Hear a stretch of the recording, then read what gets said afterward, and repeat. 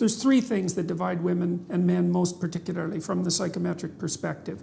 One is that women are more agreeable than men. And so that seems to be the primary maternal dimension as far as I can tell. It's associated with a desire to avoid conflict, but it's associated with interpersonal closeness, compassion, politeness. Women are reliably higher than men, especially in the Scandinavian countries and in the countries where egalitarianism has progressed the farthest. So that's where the difference is maximized, which is one of the things James Damore pointed out quite correctly in his infamous Google memo. Okay, women are higher in negative emotion, so that's anxiety and emotional pain. That difference is approximately the same size. And again, that maximizes in egalitarian societies, which is extremely interesting. And then the biggest difference is the difference in interest between people and things.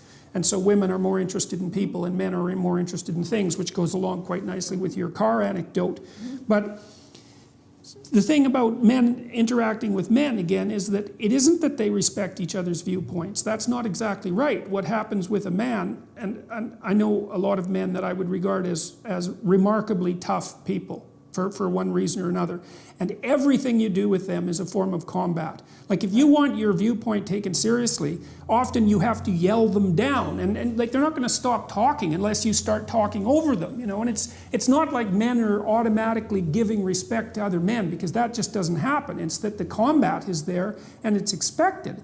And one of the problems, and so this is part of the reason why I think men are bailing out of so much of academia and maybe the academic world in general, and maybe the world in general, is that men actually don't have any idea how to compete with women. Because the problem is that if you unleash yourself completely, then you're an absolute bully. And there's no doubt about that, because if men unleash themselves on other men, that can be pretty goddamn brutal, especially for the men that are really tough. And so that just doesn't happen with women ever. But so you can't unleash yourself completely.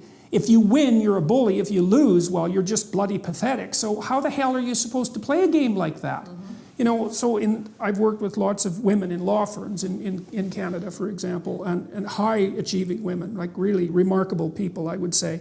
And they're often nonplussed, I would say, by the attitude of the men in the law firm, because they would like to see everyone pulling together because they're all part of the same team.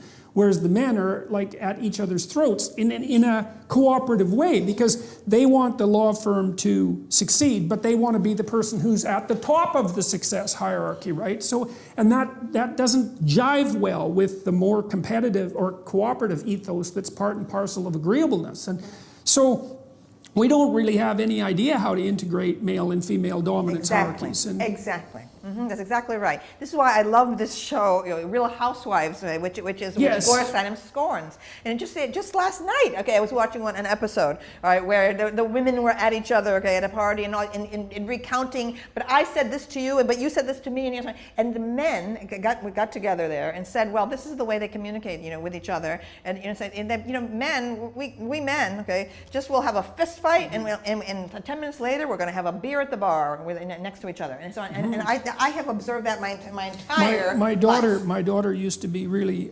irritated about that, because she like most people was the target of feminine conspiratorial bullying at one. She's no pushover, my daughter, so it wasn't like this was a continual thing or that she didn't know what to do about it, but she had observed these girls conspiring against her and then blackening her name on Facebook, which is part and parcel of the typical female bullying routine, which is often reputation demolition, right? That there's a good literature on that. And then she'd watch what would happen if my brother or my son would have a dispute with his friends, you know, and maybe they were drinking and there was a dispute. They'd have a fight and then the next day they were friends again. And that's another thing that's strange, is that like men have a way of bringing a conflict to a head and resolving it, right? And that it isn't obvious to me that women have that same, perhaps you might call it a luxury, but it's also the case that men don't know what to do when they get into a conflict with a woman, because what the hell are you supposed to do, you know? Mostly what you're supposed to do is avoid it.